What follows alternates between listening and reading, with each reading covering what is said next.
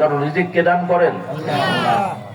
আপনারা যে জমি জায়গায় চাষ করেন, জমিতে বিভিন্ন জিনিস রোপণ করেন, লাগান, তারপরে সার দেন, একটা ধারণা করেন যে এই পরিমাণ ফসল হবে, আপনি নিশ্চিত ওই পরিমাণ হবে? নিশ্চিত হয়?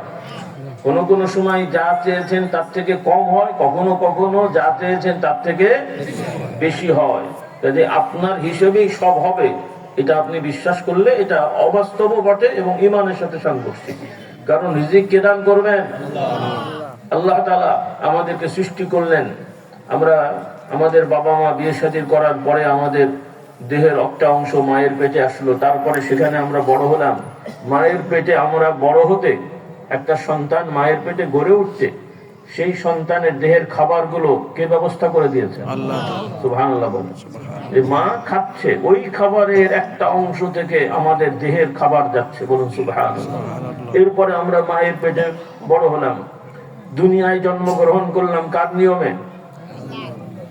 মায়ের পেটে গেলামও কার নিয়মে? নিয়মটা কে করে দিয়েছেন? বিজ্ঞানীরা করে দিয়েছে।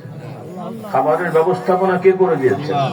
এরপরে জন্মের সাথে সাথে প্রত্যেকটা শিশুর উপযুক্ত খাবার তার মায়ের কাছে, তার খাবার দুধ পেয়ে যায়, বলুন সুবহানাল্লাহ। পৃথিবীর কোন মা সাধারণত দুই একজন অসুস্থ হলে সেটা ভিন্ন কথা, কিন্তু স্বাভাবিক নিয়মে শিশু জন্মানোর সাথে সাথেই তার উপযুক্ত খাবার আল্লাহ তাআলা ওই শিশুর জন্য তার মায়ের কাছে দিয়ে দেয়, বলুন সুবহানাল্লাহ। এইভাবে যখন আমরা ছোট বাচ্চা ছিলাম, আমরা খেতে না চাইলেও আস্তে আস্তে বাবা মা আমাদের খাওয়া শেখাতো। এরপরে আমরা খেতে চাইতাম না, তাতে কি আমাদের বাবা মা খুশি হতো নাকি মন খারাপ করতো? নাকি খুশি হয় যে টাকা বেঁচে যাবে নাকি? বরং আরো ডাক্তার দেখিয়ে হলো যে কেমন খেতে চায় না, হুজুরের কাছে হুজুর পানি পড়া দেন, ছেলেটা খেতে চায় না, ইত্যাদি ইত্যাদি। তাহলে আমরা খেতে চাইতাম না, আমাদের বাবা মার ভেতরে আল্লাহ তাআলা দয়া দিয়েছেন, তারা কষ্ট হলেও কম খেয়েও আমাদেরকে মানুষ করার চেষ্টা করেছেন, বলুন সুবহানাল্লাহ। এরপরেও কি বিশ্বাস হয় না যে আল্লাহ খাওয়াবেন? যখন একটু বুঝতে শিখি, পড়াশোনা করে ডিগ্রি MA পাস করি, তখন চিন্তা করছি একটু নয় ছয় না করলে আমার ইনকাম কেমন করে হবে। এতদিন এই শিখলে, মায়ের পেটে কি নয় ছয় করতে হয়েছিল? মায়ের কোলে কি নয় ছয় করতে হয়েছিল? শিশু অবস্থায় কি তোমাকে নয় ছয় করতে হয়েছিল? এখন জ্ঞান বুদ্ধি শিখে নয় ছয় ছাড়া চলে না। ইমানদার হলো এটা? আল্লাহ আমাদের হেদায়েত দান করুক, আল্লাহুম্মা আমিন। এই জন্য আমার ছাত্র ভাইরা, যুবকেরা, যে যে পেশায় হও, বৈধ পেশায় যাওয়ার নিয়ত করো। কে কি হবে সেটা আল্লাহ পাক জানেন, আর তুমি চেষ্টা করবে।